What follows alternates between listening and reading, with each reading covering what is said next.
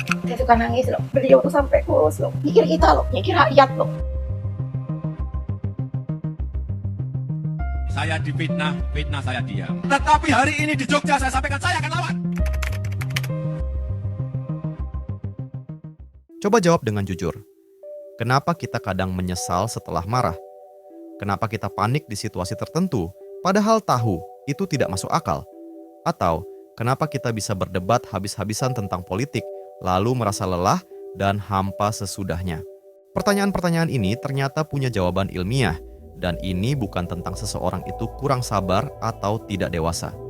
Semua berakar dari bagaimana 3 sistem utama otak manusia bekerja, yaitu otak reptil, sistem limbik, dan neokorteks. Tapi tunggu dulu, apakah ini penting dan kenapa ini penting? Karena tanpa pemahaman tentang bagaimana otak kita bekerja, kita akan terus dikendalikan oleh reaksi otomatis, bukan keputusan secara sadar. Dan di dalam dunia yang makin gaduh dan cepat seperti sekarang, itu bisa sangat berbahaya.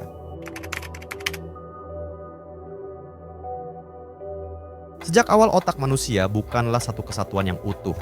Ia berkembang berlapis-lapis mengikuti jalur evolusi. Bayangkan, otak kita seperti bangunan 3 lantai. Lantai pertama dihuni oleh otak reptil, yang tua, primitif, dan otomatis. Lantai kedua dihuni oleh sistem limbik, yaitu pusat emosi dan koneksi sosial. Lantai ketiga dihuni oleh neokorteks, yaitu pusat logika, bahasa, bahkan moralitas, dan refleksi diri. Masalahnya adalah lantai bawah ternyata seringkali lebih cepat mengambil alih diri kita, terutama ketika kita sedang lelah, stres, atau sedang ada dalam situasi konflik.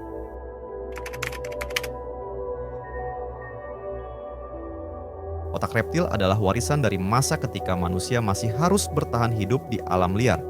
Fungsinya sederhana tapi sangat kuat, menjaga agar kita tetap hidup. Memberi sinyal bagi kita apakah kita akan lawan atau lari, fight or flight. Selain itu, otak bagian ini juga membentuk perilaku otomatis seperti nafsu makan, dominasi, dan respon kewilayahan. Contoh kehidupan nyata, ketika seseorang langsung memukul balik saat merasa dipukul tanpa pikir panjang, itulah otak reptil yang sedang bekerja. Saat kita merokok berlebihan atau makan berlebihan padahal tahu itu buruk, itu adalah reaksi instingtual otak lantai bawah yang melawan kontrol logika di otak kita. Dalam politik, saat masyarakat merasa terancam oleh kelompok lain, entah karena agama, ras, atau ideologi, reaksi reptil ini bisa muncul sebagai kekerasan, kebencian, atau bahkan genosida. Dan yang mengerikan adalah kita bisa dibujuk untuk kembali ke mode reptil hanya dengan satu bentuk provokasi visual atau sebuah kalimat yang berisi ancaman.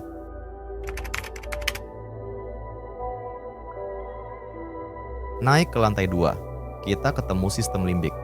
Inilah bagian otak yang memungkinkan kita untuk merasa, seperti marah, takut, cinta, cemburu, dan merasa sedih.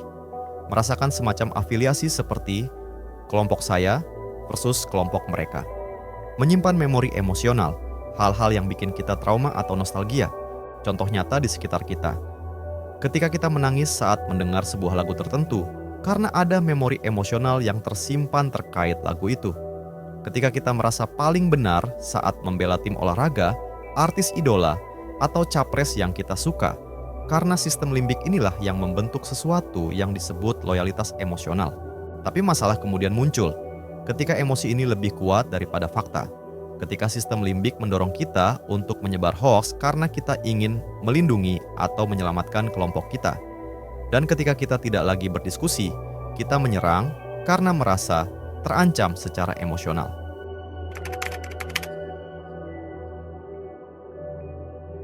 Dan akhirnya, lantai paling atas yaitu neokorteks. Ini adalah bagian otak yang berpikir kritis dan rasional, yang menyusun bahasa dan strategi, yang mempertimbangkan nilai moral dan masa depan. Contohnya, membuat kita menunda pembelian demi menabung, membuat kita memahami sudut pandang lawan debat, membuat kita memaafkan orang yang menyakiti kita karena pertimbangan yang lebih luas. Namun ada satu hal tidak kalah penting untuk dicatat. Neokorteks ini adalah bagian otak yang paling lambat memberi respons. Butuh waktu, energi, dan ketenangan. Dan di dalam dunia yang hiperaktif, serba cepat, seperti sekarang, dengan berbagai macam notifikasi, clickbait, dan trigger emosional di mana-mana, membuat neokorteks ini makin jarang digunakan oleh orang-orang. Akibatnya apa?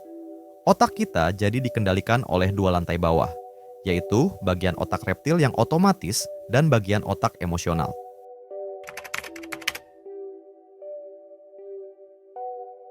Jika kita tidak sadar bagaimana cara otak kita bekerja, kita akan terjebak dalam pola reaktif yang berulang-ulang. Kita akan menyesal atas tindakan yang sebenarnya bisa dihindari. Kita akan mudah dikendalikan oleh seperti propaganda, trigger emosional, dan narasi konflik. Dalam konteks sosial dan politik, ini sangat berbahaya. Karena itu berarti, sebuah kerumunan massa bisa digerakkan bukan oleh akal sehat, tetapi oleh insting dan emosi kolektif. Dan ya, banyak aktor kekuasaan di balik layar yang tahu tentang ini dan memanfaatkannya. Kita bisa merenungkan beberapa contoh kasus yang terjadi di sekitar kita akhir-akhir ini atau beberapa tahun belakangan terkait masalah ini, misalnya di ranah politik.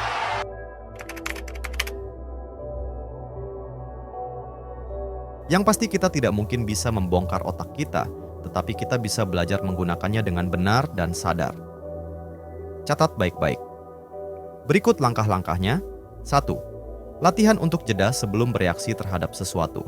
Setiap kali merasa terpancing oleh sesuatu, cobalah diam, berhenti, tarik dan embus napasmu dengan tenang. Lalu tunda respon dalam 5 detik. Hal ini akan memberi waktu bagi neokorteks untuk mulai bekerja, karena kita sudah tahu, neokorteks adalah bagian yang paling lambat. 2. Kenali apa pemicu dari emosional kita. Apa yang biasanya membuatmu bereaksi? Apakah itu komentar tentang identitasmu, masa lalumu, atau juga kelompokmu? Kenali pemicu ini agar kamu bisa jauh lebih sadar dan terkendali saat itu terjadi. 3. Berikan ruang dan waktu bagi otakmu untuk berpikir. Matikan notifikasi ponselmu sesaat. Hindari informasi yang berlebihan. Sempatkan ada waktu untuk tanpa layar atau screen time. Semakin tenang lingkunganmu, semakin aktif otak bagian berpikirmu. 4. Tingkatkan lagi literasi atau pemahamanmu tentang topik emosional. Baca buku, dengarkan diskusi-diskusi panjang, simak obrolan-obrolan yang punya poin-poin yang jelas, coba ikut komunitas yang bisa memberimu efek reflektif. Belajar mengenali perasaanmu dan bagaimana cara mengeluarkan respons dengan sehat.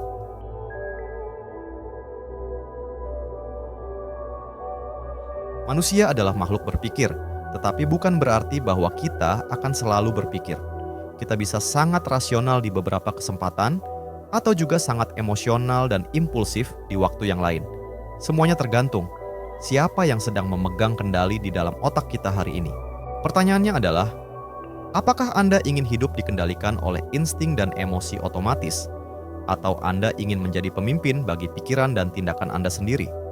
Kecerdasan emosional bukan berarti seseorang tidak boleh sama sekali menggunakan otak emosi, tetapi kecerdasan emosional adalah bagaimana agar kita tidak terlalu sering dibajak oleh otak emosi dan lebih sering menggunakan otak berpikir.